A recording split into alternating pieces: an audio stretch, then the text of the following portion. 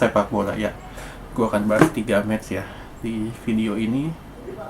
Ya, yang pertama sebenarnya ini nggak terlalu penting sih karena City udah pasti juara ketemu Newcastle, dan ya City ini sebenarnya ya di sini main dengan ya skuad cadangan semua juga. Dan yang seperti gue udah bilang, kalau misalkan City bermain dengan skuad cadangan, alhasil mainnya nggak beraturan. Dan ini benar-benar ditunjukkan ketika main satu babak, dua babak, dan sampai di babak kedua ya gue nonton pun gue udah bilang ini bukan City yang gue kenal, bukan City yang terkenal akan umpan-umpan yang akurat dengan kerja sama tim yang dinamis. Cuman dia lebih banyak gocek-gocek ya, terutama ketika Sterling dan Gapsus pegang bola. Yang terjadi adalah apa? Dribble shooting, dan inilah yang ditunjukkan di match ini.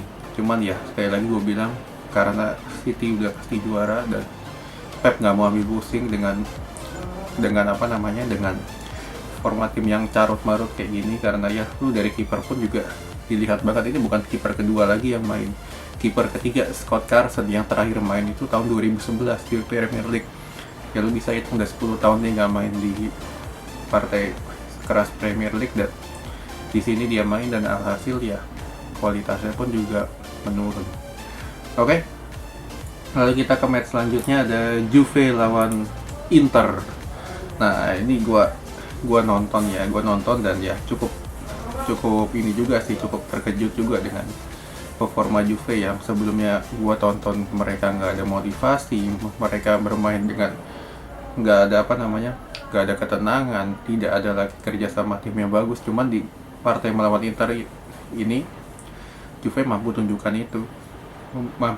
bahwa ya sebenarnya kita ini bukan bukan tim yang gampang dikalahkan lah istilahnya. Dan di sini kembali lagi Juventus memainkan sepak bola reaktif dengan Inter yang lebih banyak untuk pegang bola. Cuman kan Inter pegang bola, lu bisa lihat sendiri Lukaku geraknya kemana, Hakimi geraknya kemana, Barella kemana.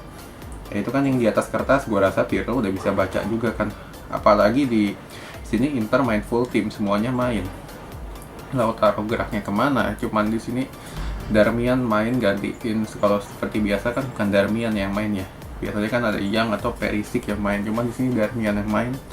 Yang nggak ada perubahan, mainnya gitu-gitu aja untuk Inter. Sedangkan untuk Juve di sini sebenarnya performanya ya seperti biasa juga, cuman kembali lagi ada kerjasama tim yang cukup bagus juga. Dan di sini kalau gue lihat dari sisi mentalitas Juve ini memang masih lebih unggul lah ketimbang Inter. Cuman gue nggak melihat Conte terlalu ambil serius dengan hasil ini, karena ya Inter udah pasti juara juga kan untuk musim ini. Cuman di partai ini sebenarnya yang lebih punya kepentingan adalah siapa? Adalah Juve. Karena itu mau nggak mau mereka lebih tampil Spartan ketimbang Inter.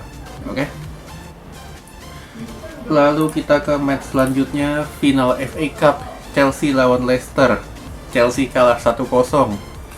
Ya, ini sebenarnya gue tonton juga karena sebenarnya gue lebih penasaran aja bagaimana sebenarnya Tuchel ini mampu mengangkat nggak tim ini ketika memasuki babak final. Karena kan digembar-gemborkan, wah Chelsea menang nih FA Cup, lawannya cuma Leicester kok. Leicester apa sih, tim apa itu kan? Orang pada banyak bilang begitu.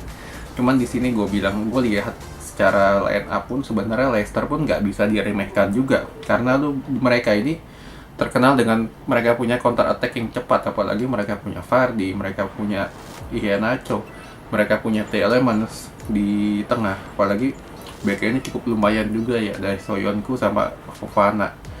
Nah di sini juga kelihatan juga bahwa Tuchel pun di partai ini cukup serius juga, karena hampir semua pemain full tim Chelsea main kecuali kipernya Kepa. Ya, Kepa yang main. Nah, kita lihat dulu dari segi shoot on target, Chelsea 3/1, total shoot Chelsea 11, Leicester 4, possession 64/36. Nah, ini kan memang menggambarkan bahwa Chelsea ini lebih kontrol the game. Cuman di babak pertama kedua tim ini terlalu bermain hati-hati. Terlalu bermain hati-hati, bermain aman, sehingga nggak terlalu banyak peluang yang tercipta juga di babak pertama, karena kedua tim ini hanya menunggu kesalahan operan, entah itu dari pemain Chelsea atau dari pemain Leicester. Cuma ya alhasil di babak pertama gue bilang agak bosan juga. Di babak kedua Di babak kedua barulah ini lebih apa namanya lebih meningkat ya temponya ya, terutama setelah The Elements dapat gol yang membawa Leicester gol 1-0.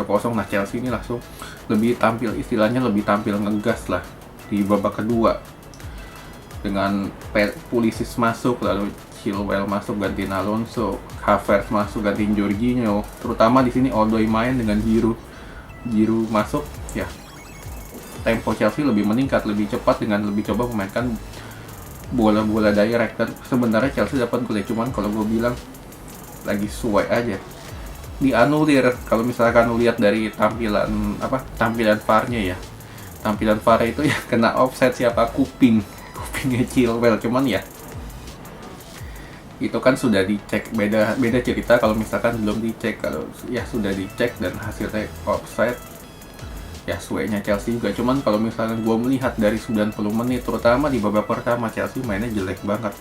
Dan kalau misalkan Chelsea lawan Leicester aja udah kesulitan, dimana ketika mereka nanti akan ketemu City, karena City ini permainannya nih lebih bagus dengan 1-2 kali sentuhannya ini cukup bagus. Sedangkan untuk Leicester lebih gampang menunggu di belakang. Nah, lebih gampang menunggu di belakang dan kesalahan timbul dari pemain Chelsea sehingga Tielemans dapat gol.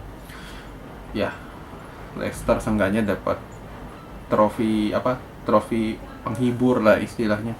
Karena mereka saat ini kan sedang bersaing di zona Liga Champions ya, secara peringkat mereka peringkat 3. Dan gue rasa gelar ini untuk Leicester terutama dari Rodgers ya gue bilang cukup bagus, karena ya bukan cukup bagus lagi, sangat bagus. Karena tim-tim kecil kayak Leicester ini memang sangat perlu trofi untuk lebih bisa mendongkrak nama mereka, terutama dalam segi mendapatkan pemain dan juga mendapatkan sponsor untuk mengarungi musim depan. Oke, sekian dulu.